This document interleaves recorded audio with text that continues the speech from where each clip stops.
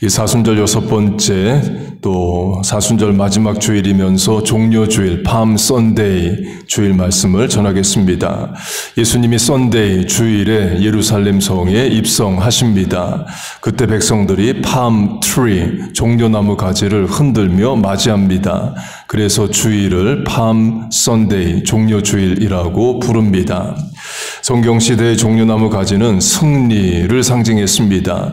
로마 장군이나 황제가 전쟁을 승리로 이끌고 돌아왔을 때에 백성들이 종려나무 가지를 흔들며 개선문에서 왕과 황제를 맞이했습니다.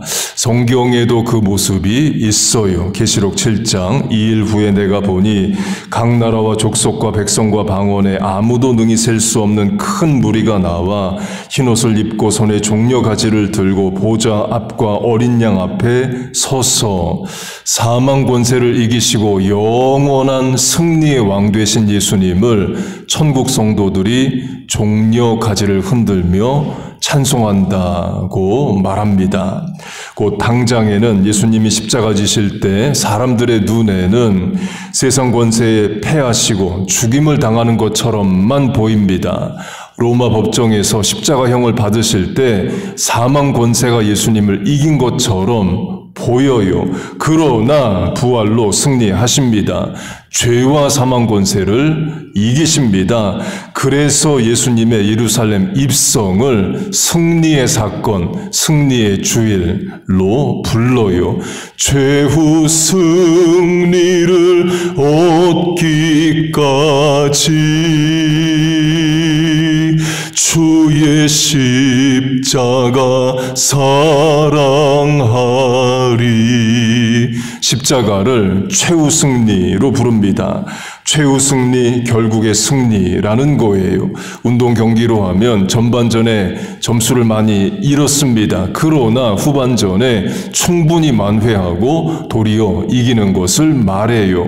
고린도전서 9장에 허공을 친다. 당시 고린도의 권투 경기로 비유하면 많은 유효타를 내가 내어줬다 해도 마지막 순간에 KO로 이기는 것과 같아요. 우리 인생도 마찬가지입니다.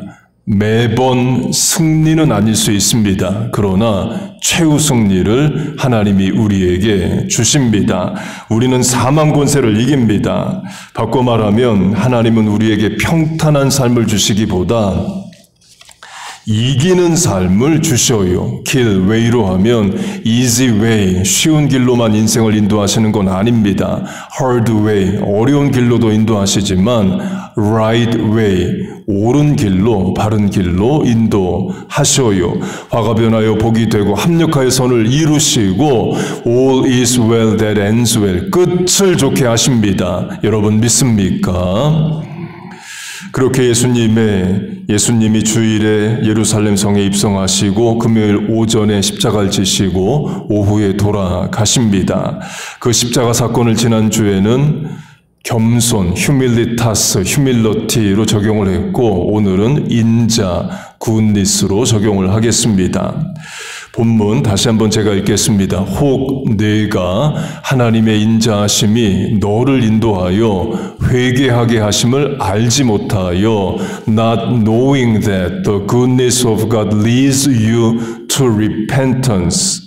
인자하심을 영어 성경이 goodness, 선하심으로 번역을 합니다. 본문 바로 뒤에도 같은 단어가 나오는데 거기서는 선, 영어로는 역시 goodness로 나와요. 곧 하나님이 우리에게 선하시고 인자하게 베푸시는데 이유가 뭐냐? repentance, 회개하게 하시려고 라는 거예요. 복음성가로 하면 왜 날 사랑하나 왜 날 사랑하나 성도가 하나님께 묻습니다. 왜 나를 사랑하시고 왜 인자하게 대하시고 왜 선대하여 주시나를 물으시면 하나님 답하신다는 겁니다. The goodness of God leads us to repent. 하나님의 인자하심은 우리를 회개로 이끄신다는 거예요. 그걸 프랑스 작가 빅토르 위고의 레 미제라블, 영어식으로 하면 The Miserable, 불쌍한 사람들, 비참한 사람들이라는 소설로 하면요, 이 장발장이 19년을 감옥에서 형기를 마치고 나옵니다. 그리고 세상 나와 첫날 밤을 천주교 신부 사택에서 잠을 자게 돼요. 장발장이 밤에 사택의 은기물들, 그러니까 돈으로 만들 수 있는 현물, 은제품을 가지고 도망을 갑니다. 경찰에게 붙잡혀서 신부 사택으로 다시 끌려와요. 신부는 경찰에게 장발장이 도둑이다라고 말하지 않고 내가 그 은기물들을 줬다라고 말합니다. 왜 그렇게 했겠습니까? 첫째는 용서했기 때문이고, 둘째는 회개하여 새로운 삶을 살 기회를 주고자 함인 거죠. 앞으로 도적질하지 않는 삶을 살고 바르게 살라를 권면한 겁니다. 세컨 찬스를 주고자 함이에요. 신부가 장발장이 도둑이다라고 말해서 벌을 받게 하는 것은 저스티스, 정의 구현입니다. 그러나 신부가 인자함을 베풀어 죄를 덮어주는 것은 그를 용서하고자 함이에요. 그 선대함이 장발장을 변화시킵니다. 사람은 정죄를 당할 때도 변화할 수 있지만 주로 은혜를 입고 용서를 받을 때 변화하기도 해요. 하나님이 우리를 선대하시고 인자를 베푸시는 이유도 마찬가지입니다. 우리가 레 미제라블, 더 미저러블, 우리가 이민생활 미저러블하게 불쌍하게 가엾게 사니까 하나님이 우리를 인자하게 베푸시는 그런 차원이 아니라는 거예요. 왜 우리에게 인자를 베푸시느냐? 회개하게 하시려고 라는 겁니다. 죄를 죄로 깨닫고 하나님 앞에 바로 살라는 거예요. 그래서 예수님의 첫 번째 설교도 회개하라입니다. 비로소 곧 처음으로 가르쳐 가라사대 회개하라 천국이 가까웠느니라. 이 한국은 매년 4월, 9월에 불법 무기 자진 신고를 4월, 9월마다 합니다. 그 다음 달 총포류 신고의 달인데요. 자진 신고하면 형사 책임을 면합니다. 곧 자진 신고하라는 말은 용서하겠다는 거죠. 곧 하나님이 우리에게 회개를 촉구하시는 것은 용서를 선행하시는 겁니다. 그렇게 하나님이 선대하실 때, 오래 참아주실 때, 인자를 베푸실 때 우리는 회개해야 됩니다. 그런데 인간의 본성, sinful human nature, 죄된 본성은 하나님이 선대하실 때 회개할까요? 아니면 심판하실 때 회개할까요? 본문은 인자하심이 회개로 이끄신다 말하는데 우리의 본성은 하나님이 인자하게 대하시면 이대로 살아도 되나 보다 하고 회개를 잘 안 합니다. 세상 말로 하면 호의가 계속되면 권리인 줄 알아요. 탕자로 하면 분명합니다. 탕자가 아버지를 떠나 율법이 없는 먼 나라에 가서 삽니다. 우리식으로 하면 자녀가 신앙을 떠나 불신자처럼 세상을 사는 것을 말해요. 하나님이 그런 탕자를 먼 나라에서 잘 살게 놔두셨다고 해보세요. 그러면 탕자는 회개 안 하고 아버지에게 돌아오지 않습니다. 이대로 계속 살아도 되나 보다 하죠. 그러면 탕자는 언제 회개하느냐? 돼지는 먹어도 자기는 못 먹는 지경에 이르러야 드디어 회개를 해요. 하늘과 아버지께 죄를 지었다 회개합니다. 특이한 것은 돼지 먹는 것만 있어도 탕자는 아버지께 안 갑니다. 돼지는 먹어도 자기는 못 먹는 궁지사지 막장 끝장 데드엔드에 몰려야 그때서야 회개를 해요.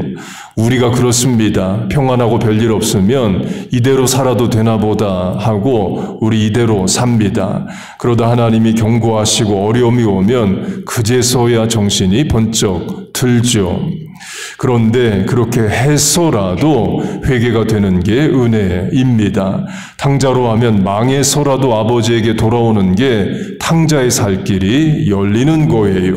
하나님이 살리시려고, 돌이키시려고 어려움도 고난도 주십니다.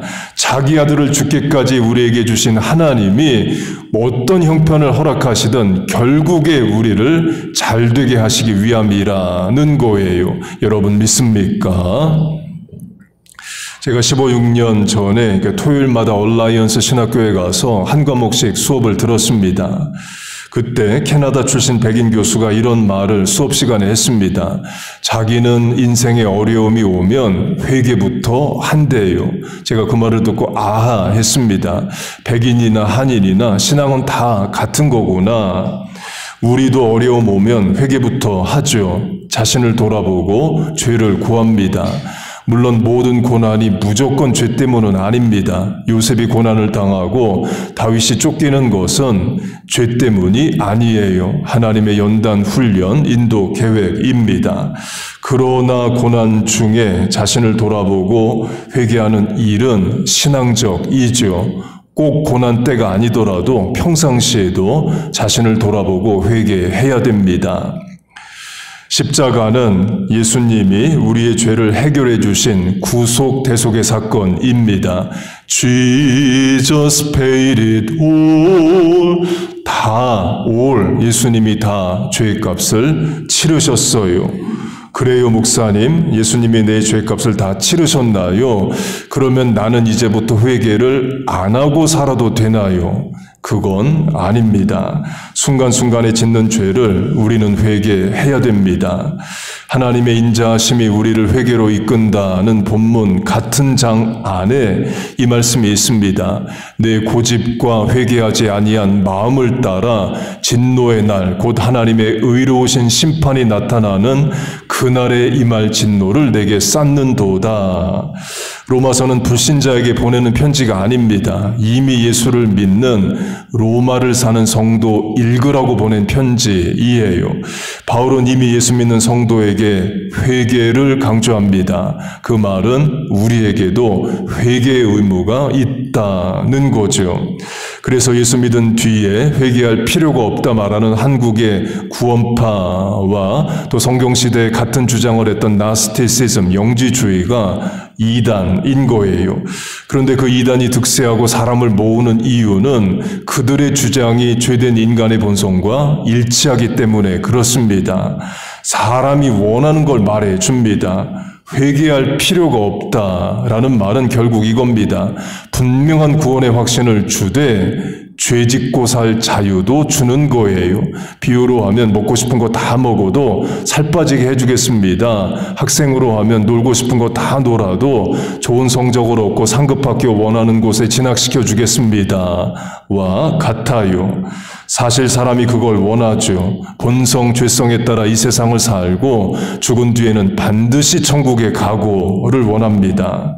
그런데 하나님이 그런 인간의 이기심에 이용당하는 분이 아니시죠. 인자하심이 우리를 회개로 이끈다. 그 인자가 굿니스, 선대하심이다 말씀을 드렸고요. 또 인자하심이 영어로는 mercy로도 성경에서 번역이 됩니다. mercy의 뜻은 second chance를 주다입니다. 결국 그 말은 용서하겠다를 말하는 거예요. 회개와 연결하면 하나님이, 예수님이 우리에게 회개하라 말씀하시는 것은 용서하시겠다를 말합니다. 용서 안 하실 거면 회개하라는 말씀도 안 하시죠. 그래서 회개하라 하시는 그 하나님의 마음은 mercy, 인자하신 하나님이셔요. 세컨드 찬스를 줄 테니까 죄를 구하라를 말합니다. 베드로로 하면 분명합니다. 예수님이 주일에 예루살렘 성에 입성하시고 목요일 밤에 마지막 제자들과 식사를 하십니다. 그리고 제자들의 발을 씻기시고 겟세마네 동산에서 기도하십니다. 대제사장이 보낸 로마 군인에 의해서 대제사장 집에 끌려가셔요. 때는 밤입니다. 밤을 새워 재판을 했기 때문에 어둡고 추워서 사람들이 불을 피워 놓았습니다. 베드로도 추워서 불을 쬐려고 불 가까이 왔어요. 그때 3명의 하인이 3번의 질문을 합니다. 너 예수님과 따라다니던 제자 아니냐? 너 갈릴리 액센트 있네. 갈릴리에서 온 사람 맞다. 이렇게 묻습니다. 그때 베드로는 3번 예수님을 부인합니다. I don't know him, I don't know him. Even Peter cursed Jesus. 베드로가 예수를 저주하니라. 저 사람 죽어 마땅하다는 거예요. 그런데 나는 그 사람을 모르겠다라는 말을 합니다. 저 사람 누군지 모르는데 죽어 마땅한 자라는 겁니다. 정신없는 말을 하는 거죠. 그렇게 베드로가 예수님을 부인하고 저주하는 죄를 짓습니다. 예수님 부활하시고 베드로를 만나 주십니다. 예수님은 베드로에게 세컨 찬스를 주십니다. 내 양, 곧 예수님의 양인데 너 베드로에게 맡기니 내가 목자가 되라는 사명을 주십니다. 그런 사명을 주셨다는 것은 용서하셨다는 거죠. 그 3년 전에 처음 부르실 때는 사람을 낚는 어부가 되자 하셨습니다. 3년 뒤에는 목자가 되라고 새로운 사명을 주셔요. 그 말은 용서하셨다입니다. 세컨 찬스를 준다는 말은 용서를 말해요. 그 세컨 찬스를 주다의 뜻이 mercy, 인자입니다. 그렇게 베드로가 예수님의 인자하심, 세컨 찬스를 받는데요. 이때 베드로가 이렇게 한다고 해보세요. 아, 내가 죄를 지어도 예수님을 저주해도 세컨 찬스가 주어지네. 그리고 다음 위기 때 또 예수님을 부인하고 저주한다면 그때는 세컨 찬스가 없습니다. 탕자도 마찬가지죠. 아, 아버지 재산 다 까먹고 허랑방탕하게 살아도 아버지는 나를 용서하시는구나. 돈 모아서 다시 나가 방탕하게 살면 그때는 세컨 찬스는 없을 수 있습니다. 그 세컨 찬스가 주어질 때 회개하라는 거예요. 하나님 오래 참아주실 때, 인자하게 대하실 때 회개하라를 본문이 말합니다. 그렇게 하나님의 인자하심을 깨닫고 회개하는 우리 모두 되시길 축복합니다. 이 본문에서 회개로 번역된 헬라어는 돌이키다입니다. 영어 성경으로는 return, 그래서 return to God의 뜻을 가져요. 탕자로 하면 탕자의 회개는 죄를 깨닫고 먼 나라에서 정신 차리고 사는 게 아닙니다. Return to Father, 아버지에게 돌아가는 게 회개이에요. 요나 선지자로 하면 하나님이 니느웨, 지금의 이라크 북부 모술, MOSUL, 10여 년 전에 ISIS의 수도였던 거기 가서 심판을 외치라 명하십니다. 그런데 요나가 불순종해서 다시스로 도망을 가요. 이때 요나의 회개는 다시스에 가서 정신 차리고 다시스에서 올바로 사는 게 아니라 니느웨로 돌아가는 겁니다. 예수님을 배신하고 팔아버린 가룟 유다의 문제도 그겁니다. 가룟 유다도 죄를 깨닫습니다. 그러면 return to Jesus, 예수님에게로 돌아가야죠. 예수님 십자가 달리셔서 못 돌아가면 제자 공동체라도 돌아가야죠. 가룟 유다는 자기 죄값 자기가 치르겠다고 자살해서 죽습니다. 탕자로 하면 탕자가 하늘과 아버지께 죄를 지었다를 깨닫고 먼 나라에서 자살해 죽으면 그것도 아버지에게 짓는 죄가 되는 거예요. 곧 가룟 유다가 죄를 깨달은 것은 후회지 회개가 아닙니다. 후회는 인간적인 거고 회개는 신앙적인 거예요. 하나님은 사람의 후회를 받으시는 게 아닙니다. 회개를 받으셔요. 계시록의 첫사랑, the first love를 잃은 에베소 교회로 하면 예수님이 첫사랑을 잃었다 정죄하시면서 새로운 사랑을 찾아라 그러지 않으십니다. Return to the first love, 첫사랑을 회복하라 하셔요.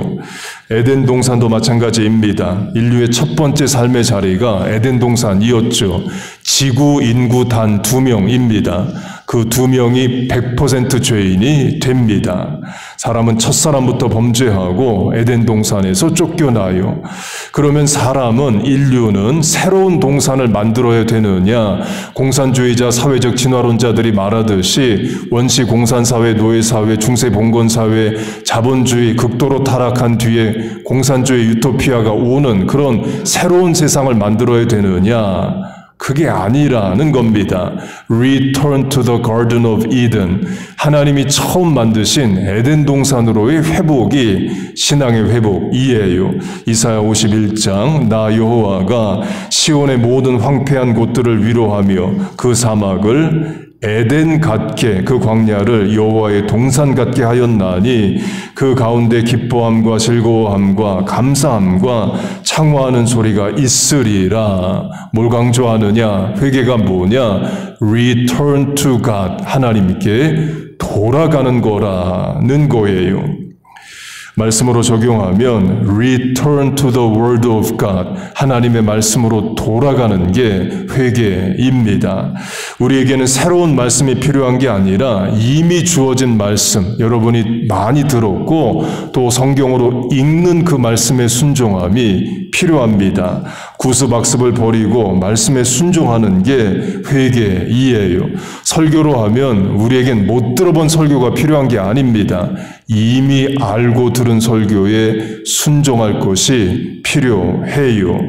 악기 연주도 마찬가지입니다. 다음 주 부활주일 예배 때 우리 외부 악기 연주자 모셔서 또 솔로도 하고 또 합주도 하고 그렇게 할 건데요. 자녀가 피아노를 배운다고 하면 매일 새로운 곡, 매일 한 번도 안 쳐본 곡을 치는 게 아니죠. 어제 쳤고 그저께 쳤던 아는 곡을 반복 숙달시킵니다. 기술 연마하고 기술을 예술로 끌어올리려고 또 반복 숙달하죠. 곧 우리에게는 새로운 복음, 못 들어본 설교가 필요한 게 아니라 이미 알고 들은 복음의 말씀에 순종할 것이 필요해요. 새로운 사랑이 아니라 첫사랑을 회복해야 되고 이미 아는 말씀, 주어진 말씀에 순종할 것을 명령하십니다. 회개하라는 것은 결국 죄 문제를 해결하라 인데요. 죄로 번역되는 신약 원어 하마르티아 히브리어는 missing the target, 관역에서 벗어나 있다 입니다. 궁수, archer, 화살 쏘는 비유이에요.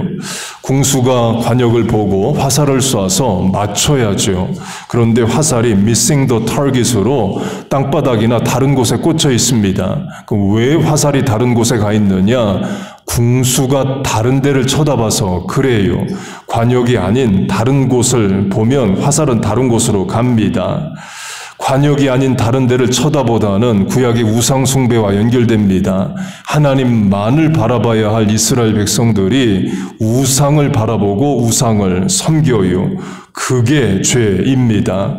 음탕한 저 고멜과 같이도 방황하던 나에게로 하면 고멜이 분명 남편 호세아가 있는데 다른 남자들만 쫓아다니고 바라봐요. 그게 우상숭배의 죄인 겁니다. 우리로 하면 하나님만 온전히 바라보지 않고 관심, 마음, 우선순위 이런 것들이 세상 유혹에 자아실현에 이런 곳에만 가 있으면 그게 missing the target입니다. 거기서부터 하나님은 우리가 return to God, 돌아오기를 바라셔요. 그게 회개인 거예요. 그게 살 길입니다. 그러기 위해 끊을 거 끊고 버릴 거 버리고 잊을 거 잊어버리는 게 회개입니다. 제가 교회 사택에서 19년 살다가 이번 달 초에 교회에서 0.5마일 떨어진 가까운 곳 투베드룸 아파트로 이사를 했습니다. 이유는 사택이 비가 오면 물이 새고 또 창문 깨진 데도 있고 그래서 겉도 속도 썩은 부분이 많았는데 안 고치고 있다가 어쩔 수 없이 고쳐야 된다고 해서 이제 나가게 됐어요. 사실 저는 계속 살고 싶습니다. 익숙한 불편이 새로운 변화보다 저한텐 차라리 나아요. 그만큼 둔하고 좀 게으른 거죠. 예를 들면 제가 한국에서 전도사 부목사를 한 교회에서 7년을 했습니다. 당시 동료 전도사님들은 여러 교회 경험해보겠다고 7년이면 두세 교회 정도는 2년, 3년 단위로 경험을 해요. 저는 교회 옮기는 거 싫어합니다. 한 교회 7년 있었어요. 그리고 미국 유학 왔습니다. 유학 와서 이민교회 봉사도 한 교회 5년 했습니다. 그 5년 마치고 담임 목사로 평화교회 와서 19년째 있습니다. 어디 옮기는 거 싫어합니다. 그런데 어쩔 수 없이 사퇴기사를 했습니다. 그리고 19년 만에 드디어 정리다운 정리를 하게 됐어요. 버릴 거 버리는 일을 했습니다. 정리하다 보니까 19년 전에 제가 오기 전 물건도 있는 거예요. 10몇 년 전에 교회 행사 끝나고 버려야 될 물건도 사택 창고 지하실에 있는 겁니다. 그 쓰레기 정리를 안 하고 계속 제가 산 거죠. 옷도 1년에 한 번도 안 입는 옷들이 있습니다. 1년에 한 번도 안 입는다는 말은 5년에 한 번도 안 입는다는 말과 같습니다. 책도 돈 주고 산 거라 버리긴 아깝고 그렇다고 다시 읽지는 않고 또 새로운 책을 읽게 되지 옛날 책 안 읽게 되죠. 그런 책도 안 버리고 가지고 있었습니다. 드디어 버리고 있어요. 그래서 허리에 파스 붙이고 있습니다. 진작 버릴 걸 이런 생각 매일 하고 있습니다. 곧 이사라는 외부 충격이 가해져서 드디어 제가 정리를 하는 거지 이사 가지 않았으면 뭐가 있는지 자체를 확인을 안 하고 그냥 계속 익숙한 불편에 따라 살았을 겁니다. 회개도 마찬가지입니다. 외부 충격으로 대표되는 고난, 어려움이 우리에게 오지 않으면 하나님이 우리에게 경고하지 않으시면 사실 우리는 회개할 생각을 잘 안 해요. 설교 시작에 강조한 것을 다시 강조하면 우린 언제 회개하느냐. 본문이 말하듯이 하나님의 마음은 인자하게 대하실 때 회개하라 인데 사실 우리는 인자하게 대하시면 회개를 안 합니다. 하나님이 심판하실 때 그제서야 정신 차리는 차원이 있어요. 다윗으로 하면 분명합니다. 다윗이 유부녀인 줄 알지만 밧세바와 간음하고 계속 간음하고자 그 남편을 죽입니다. 그리고 애까지 낳아요. 애 낳는데 1년 세월 걸리죠. 다윗은 그 긴 세월 회개하지 않습니다. 그러다 언제 회개하느냐? 외부 충격이 가해지자 그때서야 회개해요. 나단 선지자가 와서 You are the man, 내가 그 사람이라 정죄하자 바울은 다윗은 그제서야 회개합니다.